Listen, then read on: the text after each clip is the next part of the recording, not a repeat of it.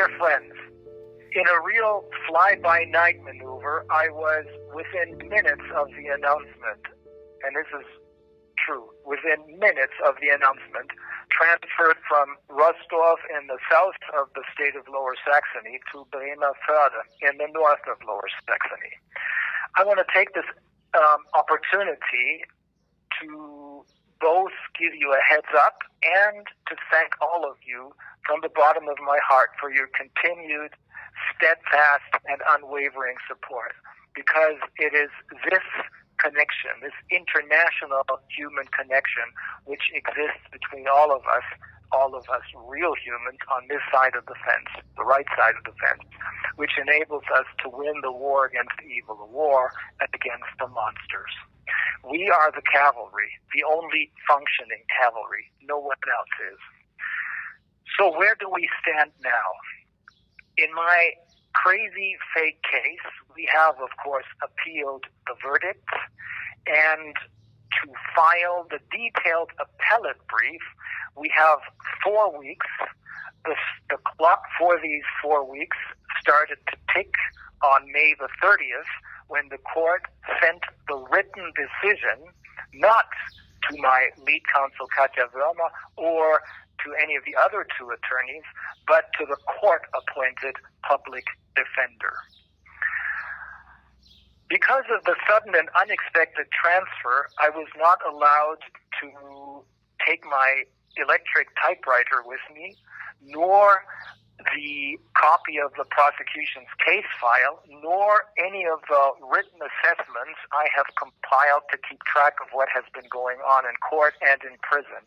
In other words, for almost 10 days now, I have been unable to help my defense and appellate lawyers.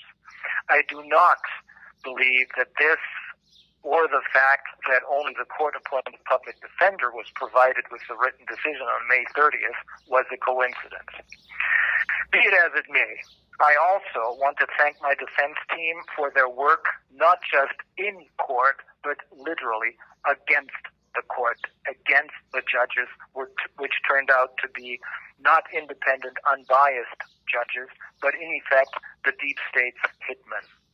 No one who saw what happened during the trial failed to see how very difficult that defense work was. I want to thank in particular Katja Wörmer, who will continue to be available for my appellate lawyers in case they need specific information. I also want to thank Edgar Simon for his excellent closing argument, which focused on the gist of the matter, on the crucial area of civil corporate law. And I want to thank Dr. Christophe Miseret, for providing us with the extremely important dossier which the German Domestic Intelligence Service had put together on me. But even more important, I want to thank him for the info, the intelligence, that Judge Schindler was approached by the Domestic Intelligence Service after the prosecution's case against me about illegal loans had collapsed. That prompted him, Judge Schindler, on May the 3rd, 2024, to invent new charges out of thin air of me having allegedly violated a secret agreement. And it prompted him to literally shut down the proceeding by refusing to hear any of the defense's witnesses that we had named to refute these new, obviously fake allegations.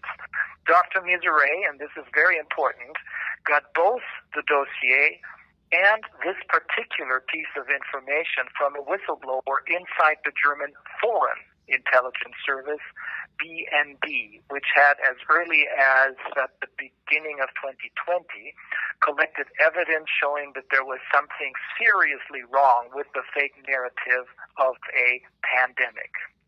But I also want to thank the court-appointed public defender. Yes, the court appointed him because he would not defend me against the court, which was necessary, as he's dependent on the court giving him more jobs as a public defender. But he did manage to nail the two women who run the Rostov prison by forcing them to provide him with the documentary evidence which clearly shows that there had never been any justification for the white torture. It also shows, this documentary evidence, that the measures which I was subjected to by the prison in Rostov in close cooperation with Judge Schindler, it also shows that there were only fake allegations invented by the two women who run the show in Rostov, some of which were openly stupid. For example, that I had spoken with Muslim inmates. The problem is there's hardly anyone else. However, I'm certain that there's another reason for this sudden transfer to another prison, and that is fear. Because as a result of their keeping me in prison, for 6 months in solitary confinement, but for 19 months in total in Rostov, in pretrial detention,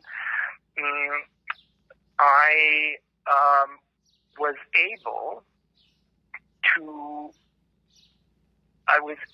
to talk to many people, including prison officers, who had never seen anything like this. The 6 months of solitary confinement, by not being able to see my dying mother, go and attend her funeral, all the other measures, and some of whom approached me and even told me, when nobody listened, nobody noticed this, and even told me to stay strong, because there are many others, one of them said, there's many others who are on your side, so keep going. But it also enabled me to talk to many of the prisoners, see the paperwork for them, and this is probably what is making them really afraid of me, because I have filed on behalf of some of the prisoners. I have filed many criminal complaints, and I also helped some of them to file criminal complaints. And as a result of this, we could see that this was all buried by the Göttingen judiciary, because they all want to keep a lid on this. However, we have documented it all, and I will, in a couple of days, make one of the complaints, the most important one probably. You'll meet my old friend Bodo again. I will make this public because this is, I believe, justified. Because you'll see that there's, in the medical department in particular, there's a lot of very, very strange medical and psychological experiments going on that kill and maim prisoners. This is always hushed up so that the public in Göttingen will not know anything about it. So we're going to have to change this. So much for that one. As far as the decision, the written decision by Judge Schindler is concerned, there are no surprises. He ignores everything that we, based on the content of the prosecution's case file, argued with respect to the German domestic intelligence service, controlling the entire fake case from beginning to end in order to take me down for my pandemic exposure work. He ignores this, claiming that this is all conspiracy theory that he doesn't need to bother with.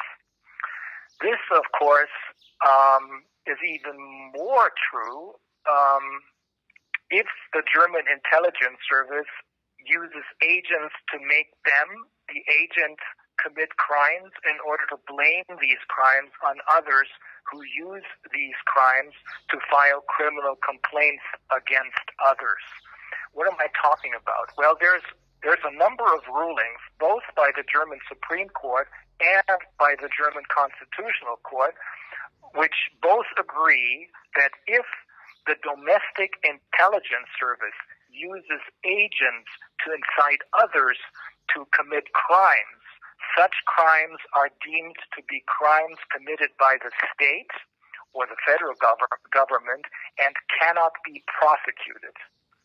Again, this of course, is even more true if the German intelligence service uses agents to make them, the agents, commit crimes in order to blame these crimes on others, or use these crimes to file criminal complaints against others. And this is precisely what happened here in my case. The government's agents, having been granted full immunity by the government, stole my money in order to be able to file a criminal complaint against me in which they accused me of having taken out a loan which I never paid back. Well, obviously I never paid it back because they stole my money. At any rate, Schindler downplays the measures, the white torture stuff, including solitary confinement, stating that this was normal procedure for pretrial detention. He doesn't even mention the story about my mother.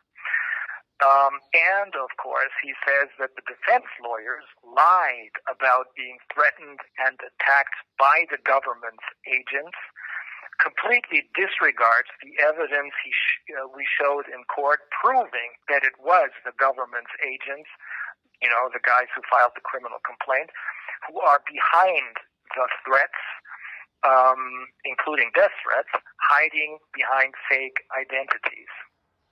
Schindler even claims that Katja's breakdown after she had been saved by officers of the court from an attempt, a physical attack on her, even that was fake. Well, we didn't expect anything else from this judge and this court, as this was, of course, the final phase of the court's following orders. As soon as we are able to make my final statement, which is, in fact, a criminal complaint against the court and the prosecution and others, as soon as we're able to publish this, we will do so. But the problem is that the publication of this final statement and criminal complaint was slowed down by my sudden and unexpected transfer to another prison, as I have not had any access either to my typewriter or the prosecution's file, copy of the prosecution's file, or my own notes.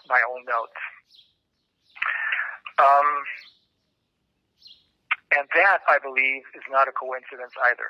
At any rate, I'm still standing, and nothing will change that, because I am convinced that right now, in all this chaos that seems to be consuming this planet, we, and I in particular, need to stay calm and focused and realize that almost all of this chaos is staged and just an illusion to put us in panic mode. This is psychological warfare. I've said this many times before. And we, the humans, the real humans on this side of the fence, know and sense this. And we know that we'll need to take responsibility for our own lives very, very soon, as the crash is now imminent. It will be up to us to bring the monsters to justice, and that we will do. Let us finish the job. We can and must do it, I believe. Once again, I want to thank you all for your incredible and incredibly moving support. I will keep calm and focused, and I'll do my best to strike back when the time is right. That, I think, is very soon. There's a song by Otis Redding that puts me in the right mood, and that is Sitting on the Dock of the Bay. And there's another song by a group called Empire of the Sun, I think it's a one-hit wonder, whose title is We Are the People. That reminds us who's the boss. I'll see you all soon.